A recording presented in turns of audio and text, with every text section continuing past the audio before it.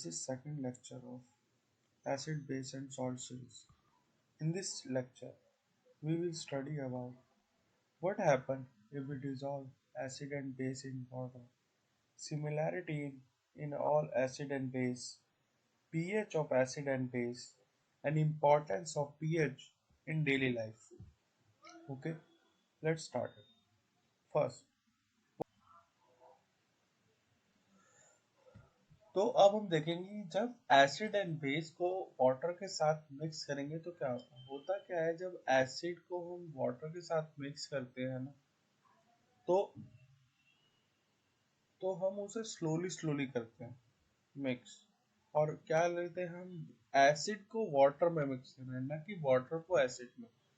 होता क्या है जब हम इससे करेंगे जो हीट जो निकलेगी ना जब हम एसिड को वाटर के साथ मिक्स करेंगे तो वो वाटर जो है ज्यादा अमाउंट में और एसिड की हीट कम होगी तो वो उसको इजीली ऑक्यूपाई कर लेगी मतलब इजीली उसको डिस्ट्रीब्यूट कर लेगी।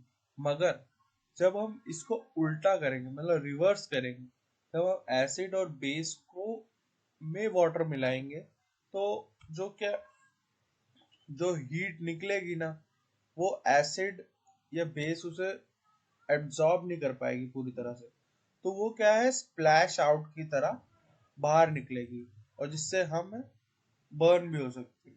ठीक है, तो जैसे इधर लिखा है मिक्सिंग एन एसिड और base in water will reduce the number of ions which will decrease the concentration of the acid and base per unit volume। जैसे मैंने बताया कि वो उसका कंसंट्रेशन डिक्रीज कर process is known as dilution where the acid or base is diluted। इससे क्या है एसिड और बेस डाइल्यूटेड हो जाएगा। तो topics is similarity between base and acid. In previous we will see that there is a reaction in which base and acid react with metal bicarbonates, carbonates, non-metallic oxide, metallic oxide. They give hydrogen gas, CO2, etc. But the common things are these. Similarity क्या है कि both are soluble in water. कि both are soluble in water except alkali base are soluble in nature। Okay, कि acid तो सारे dissolve हो जाते हैं वाटर में मगर जो बेसिस में है ना वो सिर्फ एल्कली वाले एल्कली जो बेसिस होंगे ना वही सॉल्युबल होंगे वाटर में। सेकंड पॉइंट क्या बोलता है कि both acid and base are electrolyte which means they are good conductor of electricity। तो होता क्या है जब हम एसिड को डिसॉल्व करते हैं वाटर में या फिर एसिड एसिड का होता है और बेस का सोल्यूशन होता है जब उसमें इलेक्ट्रिसिटी हम पास करते हैं तो वो एक तरह से जो एसिड सॉल्यूशन है वो एच प्लस आयन रिलीज करता है जो कि कैटायन की तरफ बिहेव करता है और जो बेस है वो ओ एच माइनस करता है जो कि एनायन की तरह शो करता है। तो they both act as a electrolyte जिसकी वजह से उसे इलेक्ट्रोलाइट बोला गया और वो क्या है जो इलेक्ट्रिसिटी कंडक्ट करने में मदद करता है। ठीक है, इसी तरह हमारा नेक्स्ट पॉइंट है कि नेक्स्ट पॉइंट यही सेम है कि acid and base both produce ion. जो एसिड कौन सा आयन प्रोड्यूस करता है H प्लस आयन जिसे हम हाइड्रोजन आयंस बोलते हैं और जो एसिड H प्लस आयन है ना कभी फ्री फॉर्म में नहीं रहता। मीन्स कभी वो फ्री फॉर्म में नहीं रहता वो वाटर के साथ रिएक्शन करके मैं रिएक्शन लिख देता हूँ वाटर के साथ रिएक्शन करके हाइड्रोनियम आयन बना लेता है। कौन सा आयन हाइड्रोनियम आयन जो कि ये वाला है इस फॉर्म में रहता है अधिकतर ज्यादातर इसी फॉर्म में रहता है। बहुत कम चांस बहुत ही लेस सेकंड की में वो H प्लस आयन की फॉर्म में रहेगा। ओके, ज्यादातर ये मगर जो बेस है ना वो क्या OH माइनस आयन रिलीज करते हैं। ओके, ये एक सिमिलैरिटी हो गई। ठीक है। पॉइंट क्या है, जब हम एसिड और बेस को वाटर में मिक्स करते हैं ना, तो हमें एक, जो आपने देखा होगा कि हीट निकलती है, तो ये एक सिमिलैरिटी है। तो अभी हमने पीछे पढ़ा था कि हाउ टू मिक्स, मतलब हमें कैसे वाटर एसिड एंड बेस को वाटर में मिक्स करना है। ओके, चलिए नेक्स्ट स्लाइड के नेक्स्ट टॉपिक के ऊपर। नाउ, अब जो एसिड एंड बेस है उसका कुछ पोटेंशियल होगा, मींस उसकी कुछ कंसंट्रेशन है, कि वो हाई कंसंट्रेशन वाला एसिड है, हाई मतलब पावरफुल एसिड है, या हाई पावरफुल बेस है। तो उसको कुछ हमें मेजर भी तो करना होगा। हमें ये तो इंडिकेशन मिल गया कि ये एसिड है ये बेस है, लिटमस पेपर की मदद से या सिंथेटिक इंडिकेटर की मदद से। मगर अगर हमें पता करना है कि उसकी कंसंट्रेशन कितनी है, तो हमें पीएच पीएच पेपर होता है, उसकी मदद से हम करेंगे। तो पीएच होता क्या, a scale for measuring hydrogen ion concentration in a solution called pH scale. तो एक स्केल होता है जो कि हाइड्रो एच प्लस आयन की कंसंट्रेशन को मेजर्स करता है। ओके, जो पीएच स्केल होता है, इसे हम यूनिवर्सल इंडिकेटर भी कहते हैं, जो कि डिफरेंट कलर होते हैं। इसके स्केल पे डिफरेंट कलर होते हैं, मैं आपको आगे स्लाइड में है, मैं उसको दिखाता हूँ आपको। ठीक है, जैसे कि आप देख, मैं दिखा देता हूँ आपको। ये देखिए, ऐसे डिफरेंट कलर होते हैं स्केल में। Okay, now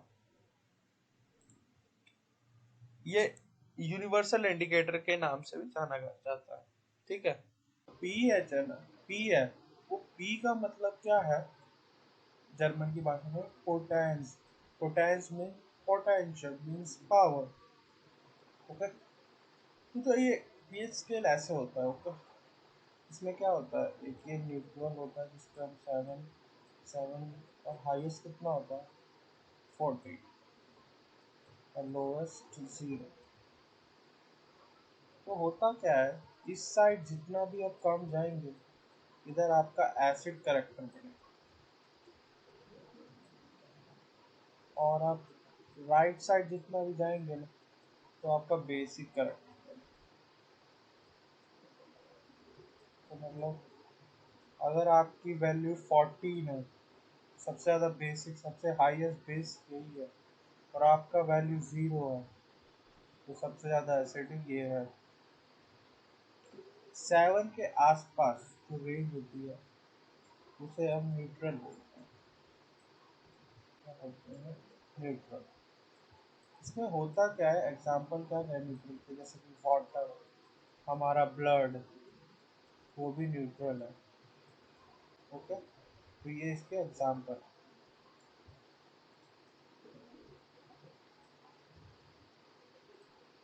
So the pH of acid is lies between 0 to 7. The pH of base lies between 7 and 14. Okay? And for neutral compound, the pH is 7, और ऑलमोस्ट इसके आसपास ही रहता है 7। और नेक्स्ट टॉपिक क्या, पीएच स्केल। फिर ये जो मैंने आपको आगे टेबल दिखाई थी उसमें कुछ एग्जांपल है इनके, जैसे अमोनिया NH3, इसका 13 रहता है। सोडियम हाइड्रोक्साइड सॉल्यूशन NaOH सबसे स्ट्रॉन्ग है। Of magnesium, okay, pure blood, water और ब्लड 7.4, लेमन जूस देख सकते हैं 2.2, कास्टिक जूस, बैटरी एसिड, इसका इनके 1.5 समथिंग होता है, और एस्ट्रल सबसे ज़्यादा कंसनट्रेटेड। फिर विनेगर 4 के आसपास, रेन वाटर 5.5 होता है, ये कभी कभी ज़्यादा भी होता है। Sodium chloride, okay, baking soda है ये। बेकिंग सोडा के बारे में आगे हम लेक्चर में पढ़ेंगे अपने, कि बेकिंग सोडा का क्या फॉर्मूला है, कैसे बनता है सब। ठीक है, ये टेबल। ना। नेक्स्ट हमारा टॉपिक आता है पीएच इम्पोर्टेंस इन डेली।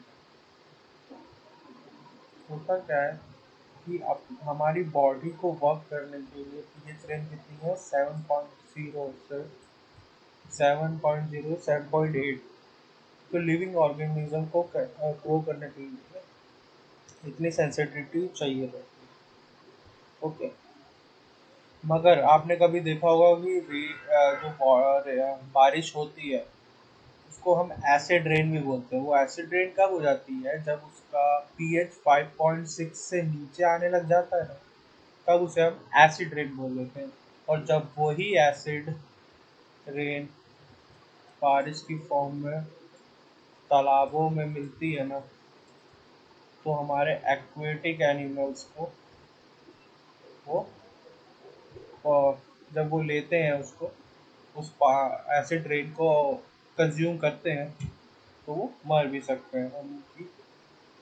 ठीक है, इस वजह से वो मर भी सकते हैं। ये है इसका सेकंड जो आ जाता है अपना, pH of the soil in backyard. The pH of soil in backyard क्या है ना, मतलब पीएच ऑफ सॉइल बैकयार्ड नहीं होगा, कहीं की भी सॉइल। आपको उसका पीएच फाइंड आउट करना है तो आप उसको लेके जाएंगे लैब में, देंगे, वो आपको पीएच निकाल के देगा। तभी तो हमसे कहा जाता है कि आप अपना जो सॉइल की है जांच करें। इससे पीएच ऑफ सॉइल में क्या होता है कि आपको पीएच फाइंड आउट करनी होती है सॉइल।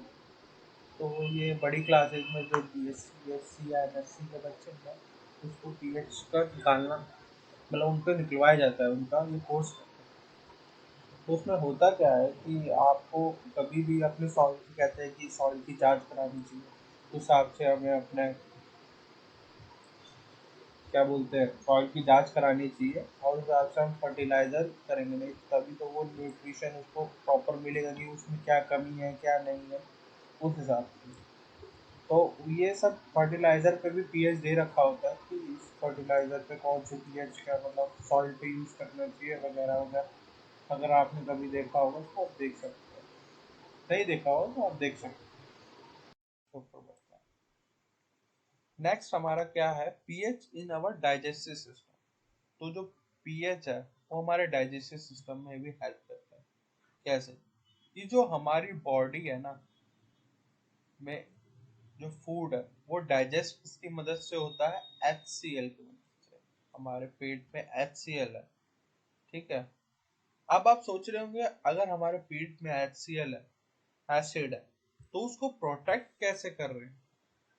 तो उसको प्रोटेक्ट किससे कर रहे हैं, with the help of mucus. Mucus एक पतली सी लेयर होती है, थिन लेयर होती है, उसके अंदर वो हमारे उसको प्रोटेक्ट करती है बॉडी के बाहर के टिश्यूज को। ओके। तो ये हो, तो ठीक है। तो जो क्या होता है कि कभी कभार हमें एसिडिटी फील होती है। तो क्या होता है एसिडिटी, मतलब कुछ नहीं, जब हमारा हम ज़्यादा ज़्यादा खाना खा लेते हैं तो हमें एसिडिटी होती है, मतलब एसिड की कंसंट्रेशन बढ़ जाती है। तो उसको न्यूट्रलाइज करने के लिए हम कुछ एंटा एसिड्स लेते हैं। एंटा एसिड कुछ नहीं है, मतलब बेसिक ही है, बेस ही है। ठीक है, बेस ही है, जो कि उसको न्यूट्रलाइज करने के लिए, एसिडिटी को न्यूट्रलाइज करने के लिए। तो इधर हम क्या क्या ले सकते हैं, एक तो इनो, आपने सुना ही होगा, 5 सेकंड में पेट को राहत। दूसरा milk of magnesium. Milk of magnesium, इनकी टैबलेट्स भी आती हैं और सब भी होती हैं, आप वो भी ले सकते हैं नॉर्मली, या दूध भी ले सकते हैं तो भी प्रॉब्लम नहीं है। तो ठीक है, ये डाइजेस्टिव सिस्टम में हेल्प करेगा। नेक्स्ट टॉपिक क्या है हमारा, pH which affects our tooth decay. Tooth decay में कैसे अफेक्ट करता है? ओके। क्या होता है, हमारे जो दांत है ना वो कैल्शियम के बने होते हैं। कैल्शियम, कैल्शियम बने होते हैं, जो कि इजीली डिसॉल्व नहीं हो जाते। हम जैसे खाना वाना खाते हैं वो हाईली हार्ड वाले कैल्शियम से बने हैं। ठीक है। जो दांतों का जो गिरना क्या होता है, टूथ डिके कब होता है, जब उसका पीएच 5.5 से नीचे जाएगा ना, तब उसका डिके होना शुरू होता है। तो होता क्या है, जब हम खाना खाते हैं ना, तो हमारे माउथ में उनके फूड्स के रह जाता है, कुछ कुछ फूड्स रह जाता है, मतलब बहुत ही स्मॉलर क्वांटिटी में, आपको वैसे नहीं फील होगा मगर कुछ ना कुछ रह जाता है। तो क्या होता है, जो ये बैक्टीरिया होते हैं ना, उस फूड को कन्वर्ट किस में कर देते हैं, एसिड्स में। किस में कन्वर्ट कर देते हैं, एसिड में, विच में अफेक्ट्स आवर टीथ। ठीक है। और इसी की वजह से हमारा टूथ डिके, जिसकी वजह से हमारा जो माउथ की जो एसिड का पीएच होता है वो इंक्रीज होने लग जाता है, मतलब डिक्रीज होने लगता है, मतलब 5.5 के नीचे आने लग जाता है, जिससे हमारा टूथ डिके हो सकता है। मगर आपने ये भी देखा होगा कि कभी कभार क्या होता है, एक लेयर आपको देखी होगी येलो, कभी कभार आप ब्रश नहीं करते और आपको देखते हैं कि एक येलोइश लेयर है आपके टीथ के ऊपर। तो येलोइश लेयर कुछ नहीं है, वो कैल्शियम ऑक्साइड की लेयर। ओके। कैल्शियम ऑक्साइड की लेयर है। वो क्या हेल्प कर रही है, जो जो कैल्शियम है ना, उसको डिके, मतलब उसको खत्म होने से बचाने के लिए वो अपने ऊपर एक लेयर बना रही है कैल्शियम ऑक्साइड की। ओके। और कुछ नहीं। तो लास्ट में एक नोट है कि खाने के बाद हमेशा ब्रश जरूर करें, होगा, जिससे आपके दांत सुरक्षित रहें। pH important in daily life. Self defense by animals and plant through chemical warfare. तो इसका क्या मतलब है, कभी आपने देखा होगा कि आप कभी फूल कोई पसंद है आपको, तो आप उसे तोड़ने जाते हैं, तो आप कभी बीट डंक नहीं। तो क्या होता है कि जब वो बीट डंक मारती है ना, तो वो अपना एसिड जो है रिलीज करती है, एसिड जो है रिलीज करती है बाय इंजेक्टिंग थ्रू स्ट्रिंग, उसके जो डंक होता है ना उसमें। और वो एसिड कौन सा होता है, मिथॉनिक एसिड। तो आपको कभी कभार सलाह दी जाती है कि जाके खटाई रगड़ लीजिए, या फिर बेकिंग सोडा रगड़ लीजिए उसके ऊपर। ठीक है। तो ऐसा क्या है कि वो तो एसिड है, अब एसिड तो उसने आपके स्किन पे डाल दिया, मगर उसको न्यूट्रलाइज तो करना। तो उसको न्यूट्रलाइज करने के लिए हम उसके ऊपर बेकिंग सोडा,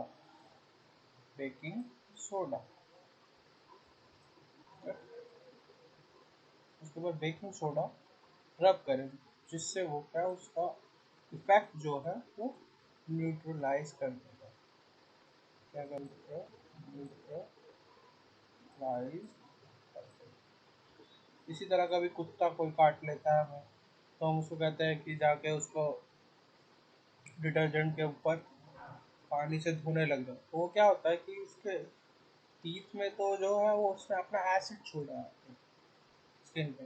मगर क्या है कि आप जब बेकिंग वो जो डिटर्जेंट है ना, जब उसको रगड़ेंगे ना उसके साथ, तो वो उसको न्यूट्रलाइज कर देगा।